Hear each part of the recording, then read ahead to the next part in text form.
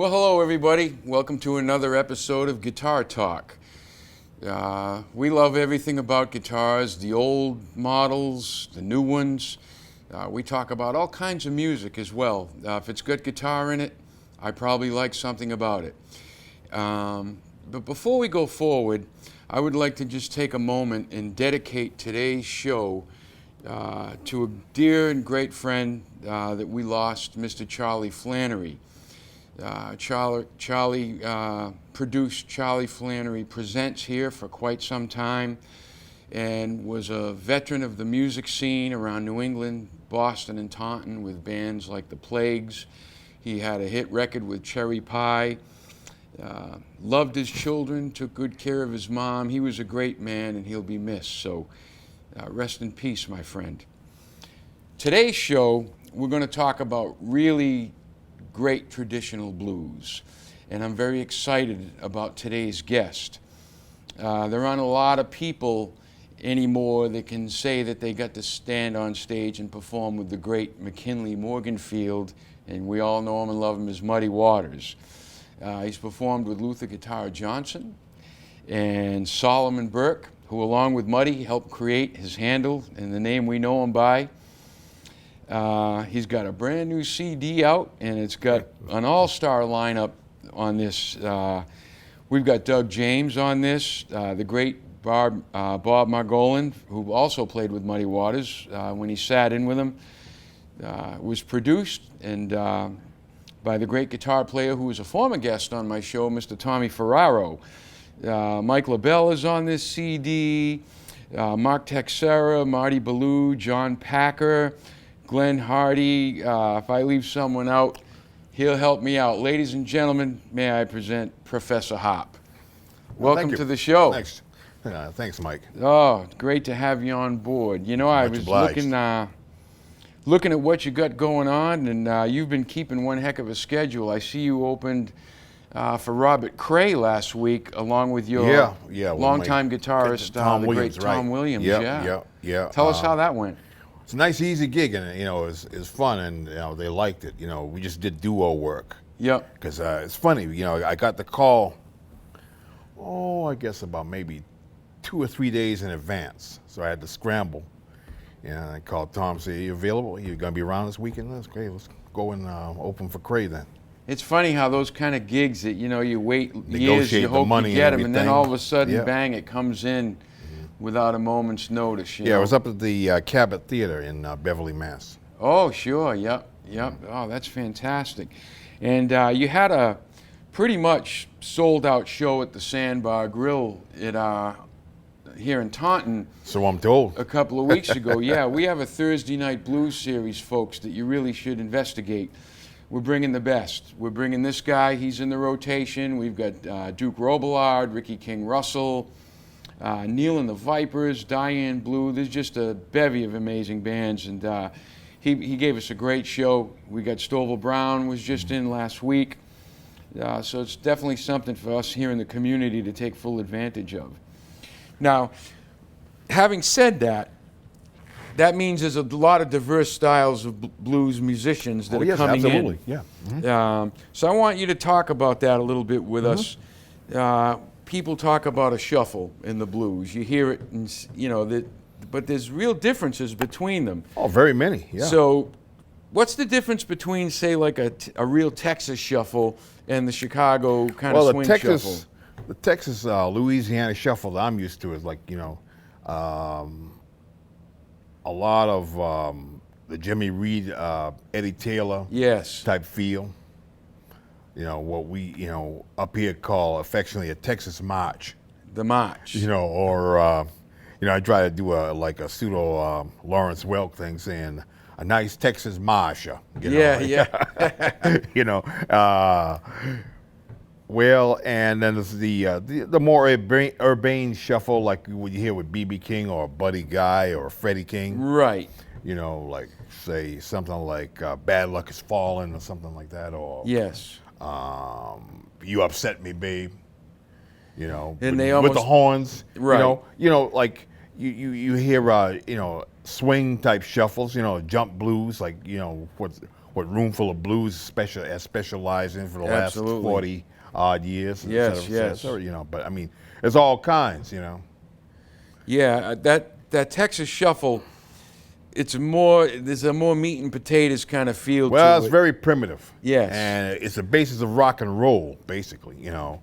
It has the rock, you know, you can hear where rock and roll, you know, came from. You sure can. You know, what Chuck Berry would do with the feel, you know, you can see where it came out of, you know, that approach. Right. He sped it up a little bit. Yeah. Right. The Chicago style shuffles, you know, the more urban feel. Some bands, they almost add like a jazz swing. Yeah, that's nice stuff too. Yes, it is. It is. I like that stuff too, you know. Yep, it's great, you know, especially when you got a horn band or something. Well, in my like act that. now, since I have a stripped down band, I usually try using an organ effect to, you know, fake out the audience. And you do a good job with it. I mean, pocket hamming. Tell us a little bit how you get to make that harmonica all of a sudden sound like a Hammond B3. Well, at least the Korg anyway. The Korg, yeah. As long as it ain't like a Farfisa or a Vox, I'm happy. Right. But even they sound good with a Leslie effect. Oh, yeah, the Leslie effect. But no, all kidding aside, I'm not the first one to do that. I believe Frank Frost in Mississippi did it. Oh. And then Kerry Bell did it for a while too. Used a Leslie. Mm-hmm. I used to use a Leslie many years ago when I wore a younger man's clothes, you know. And you'd carry a Leslie around? Back in those days it was 825. In those days you thought that was a portable. Yeah, right. Boy, now they've made things that can approximate the sound close enough. I mean, it's never going to be a substitute for a real one with tubes in it and all that. But I mean, so close. If you put it to a PA and everything, you know, you can, you know, at least convince the audience, you know, and everything. I played places where I kick it in. Say if I'm doing something like a Peter Gunn theme or something like that, or backing up Tommy on guitar or something like that, and I've had people come up, where's the organ? You know, where's the keyboard player? Looking around, you know. Happened to me one time. Jay Giles did that. I was playing an afternoon swing thing in Fitchburg, Mass, and we were playing, 4 of us. I think LaBelle might have been even on that gig too. Mike LaBelle from the Vipers. Yeah, right. And you know, we had jumped down, take a break, and Jay Giles was coming out of the audience on his way out. And you know, he had, well, I wouldn't say accosted me, but you know, he approached me and he said, "Yeah, how you doing?" And we were,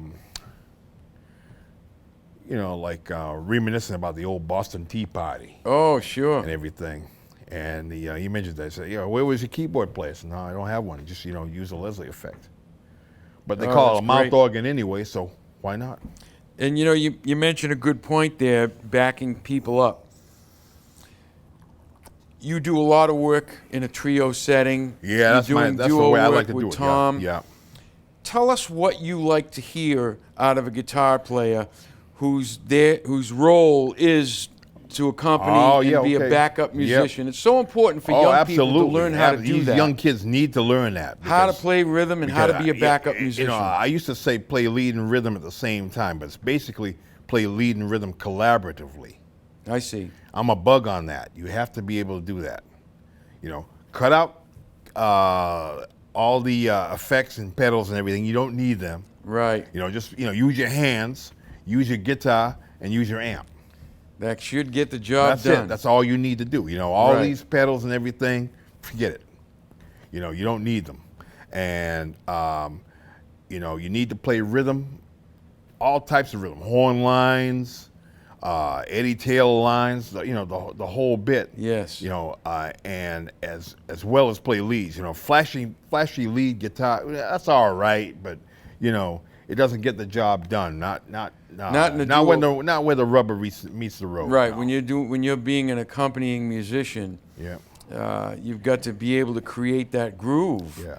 So the rhythm has to be really strong. You know, I think I learned that when the Fabulous Thunderbirds first came up here back in '75 with Jimmy Vaughn. Yeah, this is the best example. I mean, that's the way. I mean, they do different things now, but you know, back in those days, Jimmy had supercharged what the old black guys had done, and you know, that was the way to do it. You know, it's like, you know, just you know, it was full. It was the guy that really made me realize, just on an acoustic guitar, how you could do that so well was Lightning Hopkins. Oh yeah, well, Jimmy cut his teeth on Lightning Hopkins. That's right. Down there. That's right. Yeah, So, right. Yeah, absolutely. You know, like if a Freddie King student comes to me and, you know, they talk about, you know, a modern blues or blues rock based player, I'll always send them the right way. Them right back to Lightning. Always go to the source. Get back to the source.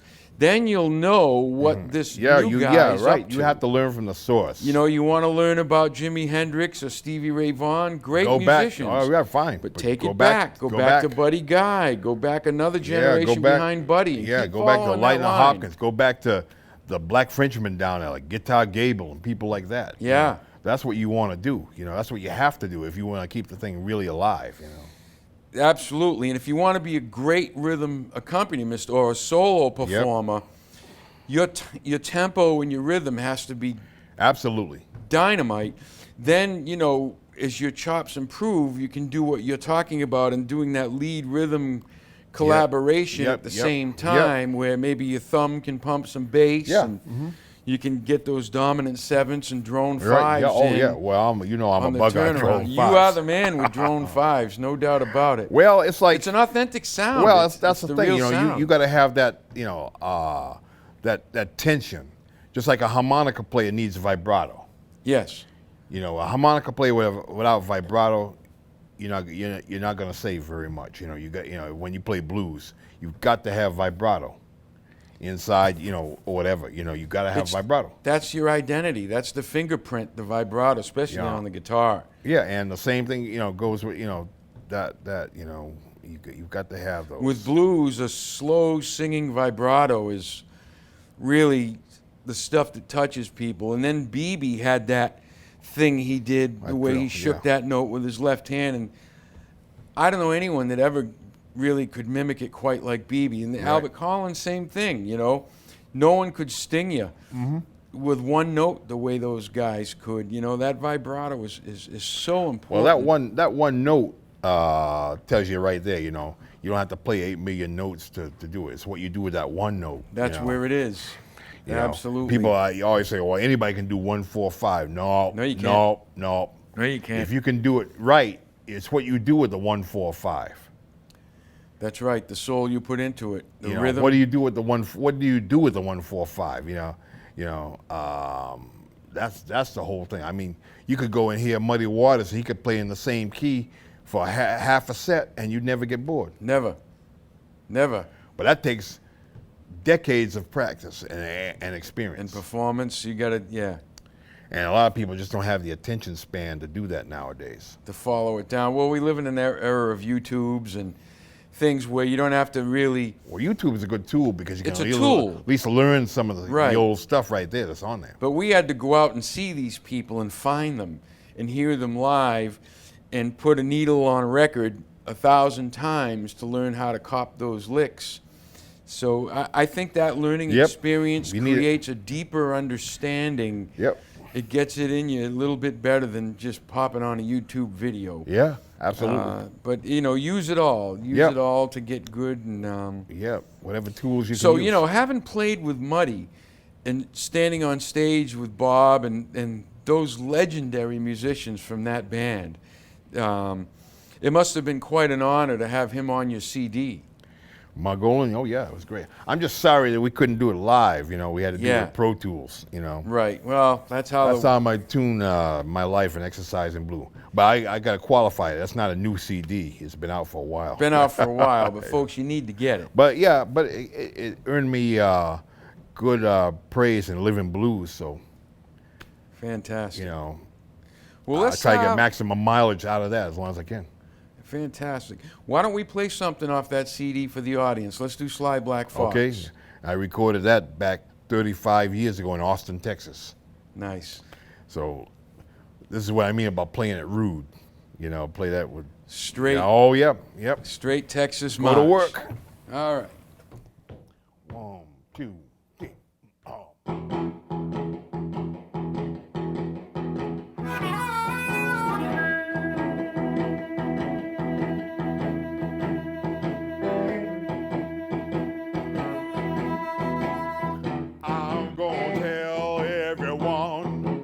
listen to me. My woman's something special you ought to see. She's fine, so fine. She's so fine. Her love is sweet like cherry wine. Sly black fox. Sly black fox. She a sly black fox. Yeah, she's mine, all mine. I come home from work in the evening. I know she will be there. She treats me with a loving touch and tender loving care. Such a fox, sly black fox. She a sly black fox. Glad she's mine, all mine. Well, bye.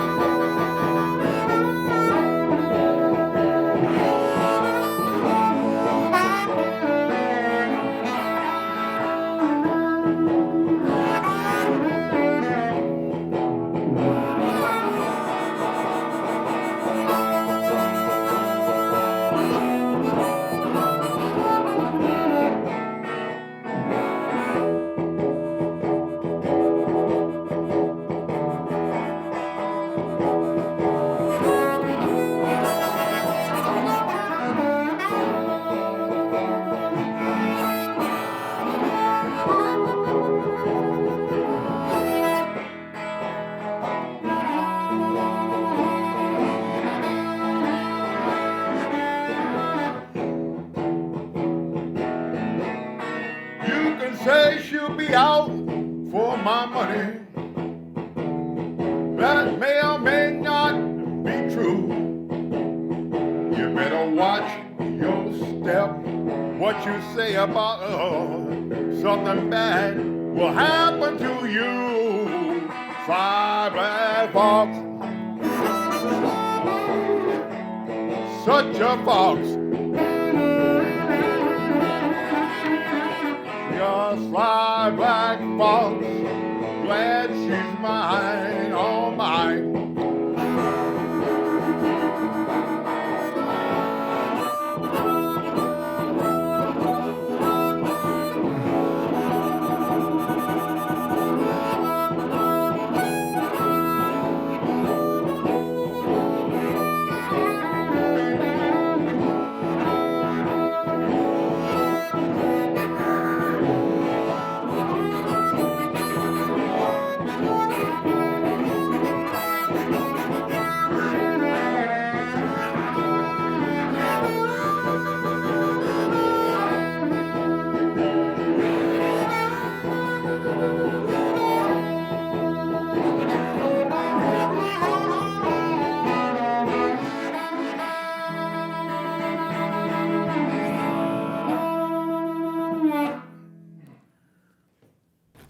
Well, that's a great example of a straight-ahead Texas march with some rip-roaring hop styles over that. You cover a lot of ground with the hop styles on that.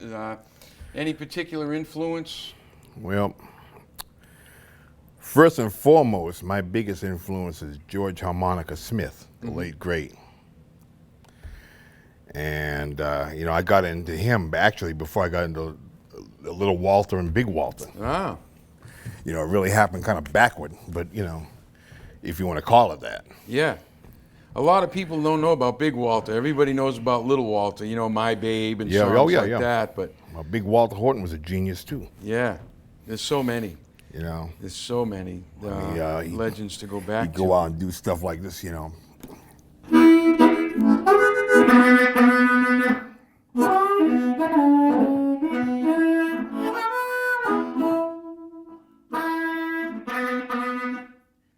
Yeah. Out of this trademark, that rattle. Yeah, that's a real vibrato sound too on those low notes like that. You know, So the guy that probably around New England, there was a couple of them that really introduced me to blues harmonica and got me to look back to the history of it. One of the first for me that I heard was the East West album from the Butterfield Blues oh yeah, Band. Butterfield's great. From Butterfield, and from there I discovered, you know, James Montgomery. He came and played in Taunton in the '70s. Yeah, he sounded like a cross between Butterfield and Junior Wells, really. Yes, absolutely. And at the time, that original James Montgomery Blues Band with Peter Yeah. Malick and those guys, that made me go looking for the old stuff, Magic James Dick. wearing all them bracelets. Yeah, you know, that was exciting stuff in a time when, you know, disco and hard rock was ruling the airwaves. To hear blues musicians with high energy shows like that was fantastic. And the blues harmonica had an effect and did something that the lead guitar players just couldn't do. You know, everybody had a band with the big lead guitar guy, Yeah. but there's something about a ripping blues harp that just it creates a sound and a feeling all its own. It just takes over the entire room. You know, it's really fantastic. Oh, yeah, I mean, you know, the first time I ever heard a blues harmonica, you know, I had the proverbial chills going down my spine. 'Cause I had never heard an electric harp before. And first I saw Magic Dick, you know, and then I saw Muddy Waters on Mixed Bag on TV, you know, the following week with Paul Yes. Osher, and then George Smith. And George Smith, when he got up there, you know, he just tore me a new one. You know what I mean? It was unbelievable. Yeah. I mean, he had Rod Piazza, and he was good too. I mean, but I never heard an electric harp with that rip, that punch that, you know, Right. you heard. And I said, that's what got me to stop playing drums and to play harmonica. You know, the See first those time I guys. heard it coming out of an old Tweed Fender amp with that Whoa, distorted sound. it whoa. was, wow, this sounds bigger than a saxophone. Yeah, This is huge. absolutely. I you mean, know? yeah, absolutely. I mean, you know, I Fantastic. mean, I hear Dylan, you know, sounding crazy with Oh, yeah. you know, all that other stuff, you know, crazy folk first style position he done, harmonica, and yeah. he wheezing in it and stuff like that. Yeah. But you know, then later on you hear James Cotton, you know, Ooh. and his sound was like Gigantic. as thick as a Virginia ham. Yeah. That's a good When way to when describe I hear it. his sound, I think of a thick Virginia ham. That's And the it stuff. doesn't matter what he plays to, an amplifier, a PA. James always sounds like James. Well, let's do another tune for the folks. We're All right, getting yeah. down to the wire here. I believe it's about Blind Blake. isn't it? Yeah, we're gonna do something. We're gonna do something here, folks, in the tradition of Piedmont style blues, Let me which get out is the right whistle. a little different. All right. We'll use Fred Sanford's moniker on this and call him Blind Mellow Jelly. Actually, it's Blind Blake. Yeah. That's yours.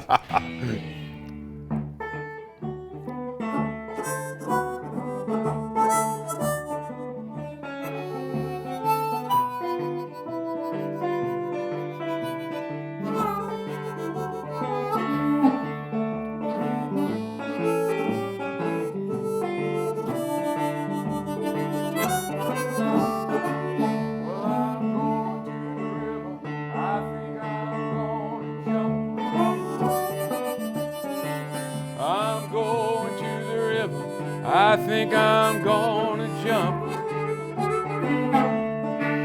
I used to be a wise man, but that woman made me a chump.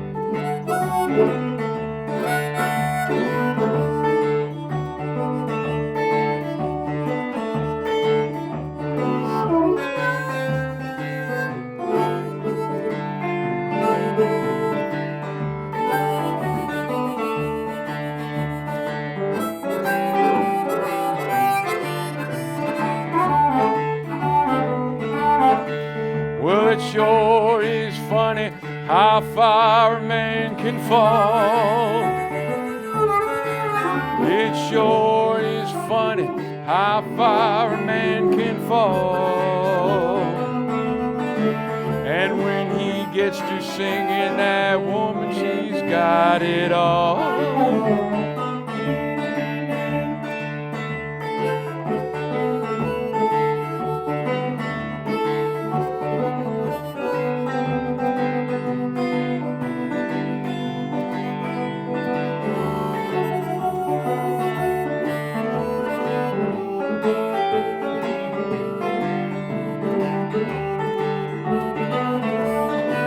My baby throwed me out, Lord, and I started running down the tracks. My baby throwed me out, and I started running down the tracks. Lord, about 6 o'clock this morning, she's begging me to come back.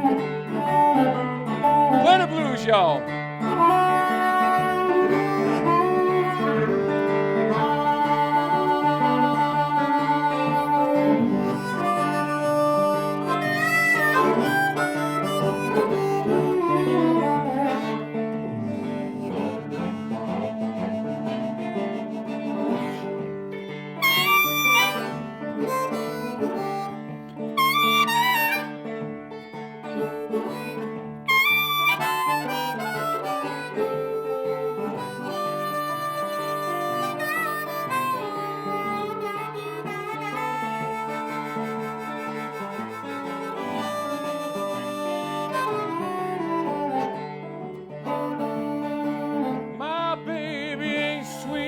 The mean and nagging kind.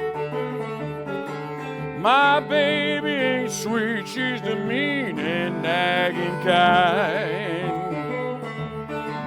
She got a little tiny wiggle, make a strong man look